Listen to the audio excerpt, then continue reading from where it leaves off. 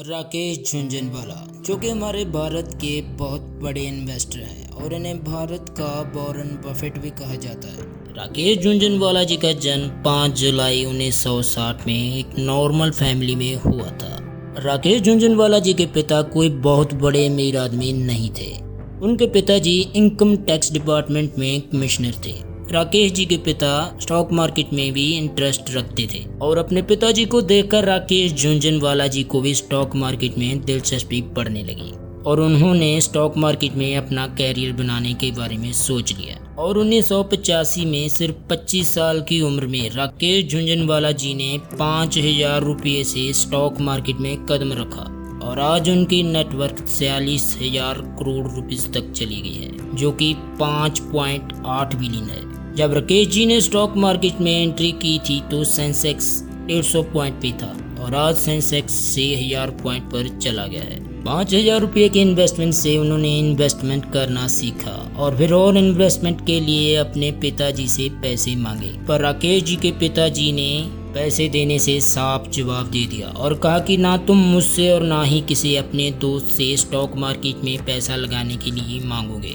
तो फिर राकेश झुनझुनवाला जी अपने भाई के पास गए जो कि एक चार्टर्ड अकाउंटेंट थे और वहां पर राकेश ने अपने भाई के क्लाइंट से 2.5 लाख रुपया लोन लिया और उनको डबल रिटर्न देने का वादा किया। और उन पैसे से राकेश झुनझुनवाला ने टाटा टी के 5,000 शेयर खरीद लिए। उस टाइम टाटा टी के शेयर का प्राइस 43 रुपये था और इन शेयर को खरीदने के सिर्फ 3 महीने के बाद ही टाटा टी का प्राइस 143 रुपीस तक पहुंच गया और उन शेयर को बेचने से राकेश झुनझुनवाला जी ने 3 गुना प्रॉफिट कमाया। 1986 में जब मंदी का दौर चल रहा था तो सभी लोग मार्केट में पैसा लगाने से डर रहे थे। तब राकेश झुनझुनवाला जी ने टाटा पावर के स्टॉक खरीद लिए और उन स्टॉक से झुनझुनवाला जी को इतना प्रॉफिट हुआ और उनकी नेटवर्थ 50 लाख तक पहुंच गई। और फिर झुनझुनवाला जी ने अपनी लाइफ का सबसे बड़ा रिस्क लिया। एक सैसा गोवा नाम की कंपनी जिसे आज हम वेदांता के नाम से भी जानते हैं, और इस कंपनी के 28 रुपये के दाम पे 4 लाख शेयर खरीद लिए और कुछ ही महीने के बाद इस स्टॉक का प्राइस 65 रुपीस तक चला गया। तो झुनझुनवाला जी ने अपने 2.5 लाख शेयर 65 रुपये के दाम पर बेच दिए और फिर स्टॉक का प्राइस बढ़कर 150 रुपीस तक चला गया और उन्होंने 1 लाख शेयर और बेच दिए और कुछ ही समय के बाद शेयर का प्राइस 2,200 रुपीस तक चला गया। तो झुनझुनवाला जी ने अपने बचे हुए शेयर भी बेच दिए और उन टाइम उनकी नेटवर्थ 2.5 करोड़ रुपये तक पहुंच गई थी। और 1989 में जब बीपी सिंह की गवर्नमेंट थी तो सभी लोग डर रहे थे कि बजट बिजनेस फ्रेंडली नहीं होगा और इसीलिए सभी इन्वेस्टर्स मार्केट से पैसा निकाल रहे थे।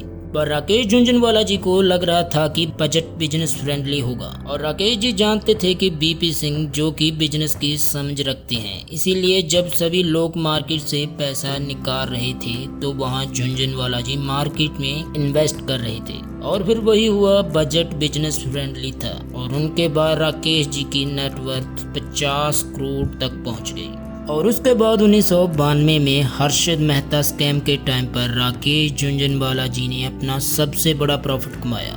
उस समय झुनझुनवाला जी के साथ उनके गुरु राधा किशन दिमानी जो कि आज टी मार्ट के ओनर हैं, उन्होंने बताया था कि स्टॉक मार्केट बहुत तेजी से बढ़ रही है, जरूर कोई स्कैम है। तो वही बात सही हुई और 1992 में हर्षद मेहता का स्कैम हुआ और स्टॉक मार्केट गिर गई थी, पर राकेश झुनझुनवाला जी ने उस समय भी अच्छा प्रॉफिट कमाया। 2002 और 2003 के बीच राकेश झुनझुनवाला जी ने टाइटन कंपनी जो कि टाटा ग्रुप की कंपनी है उसके 4.5 करोड़ शेयर्स खरीद लिए जिनका प्राइस 3 रुपये प्रति शेयर था। उन्होंने करीब 13.5 करोड़ रुपये की इन्वेस्टमेंट की थी और कुछ ही समय के बाद टाइटन कंपनी के शेयर का प्राइस 80 रुपीस तक चला गया और राकेश झुनझुनवाला जी ने अपना एक भी शेयर नहीं बेचा और आज टाइटन कंपनी के शेयर का प्राइस 2,500 रुपये के पास चला गया है और आज टाइटन में उनकी होल्डिंग 11,000 करोड़ के करीब है।